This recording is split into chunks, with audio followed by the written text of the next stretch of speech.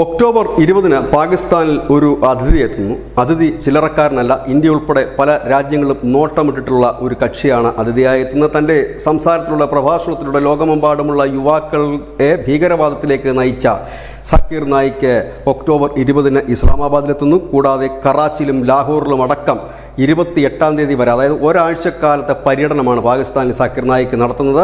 ഇതിനിടയിൽ ചില മസ്ജിദുകളിലെ പ്രാർത്ഥനകളിലും പങ്കെടുക്കുന്നുണ്ട്. ഇവിടെയാണ് പാകിസ്ഥാനിന് വലിയ തലവേദന സൃഷ്ടിച്ചിരിക്കുന്നത്. കാരണം ഇപ്പോൾ നിലവിലത്തെ സാഹചര്യത്തിൽ പാകിസ്ഥാനിനുള്ളിൽ തന്നെ തീവ്രവാദികൾ അങ്ങോട്ടും ഇങ്ങോട്ടും ആക്രമിക്കുന്ന ഒരു സാഹചര്യത്തിലേക്കാണ് സക്കീർ നായിക്ക് എത്തുന്നത്. ഇതിൻ്റെ പിന്നാലെ അജ്ഞാതനം എത്തുമോ എന്നുള്ളൊരു ഭയമാണ് പാക് ഭരണാധികാരികൾക്കുള്ളത്. കാരണം അവിടെയുള്ള ഭീകരരെയൊക്കെ രഹസ്യ കേന്ദ്രങ്ങളിലേക്ക് ഒളിപ്പിക്കാൻ പെടാപ്പാടുപെടുന്ന പാകിസ്ഥാൻ മണ്ണിലേക്കാണ് സക്കീർ നായിക്ക്, ഇന്ത്യ ഉൾപ്പെടെ തിരയുന്ന സക്കീർ നായിക്ക്. 2016-ൽ ഇന്ത്യ വിട്ട് മലേഷ്യയിലേക്ക് പലായനം ചെയ്യേണ്ടി വന്ന സക്കീർ നായിക്ക്, കള്ളപ്പണം വെളുപ്പിക്കൽ കേസ് അടക്കം ഇന്ത്യ ചുമത്തിയിട്ടുള്ള സക്കീർ നായിക്കാണ് ഇപ്പോൾ പാകിസ്ഥാനിൽ എത്തുന്നത്. ഏതായാലും ഇന്ത്യൻ വംശജനാണ്, മഹാരാഷ്ട്രക്കാരനാണ്.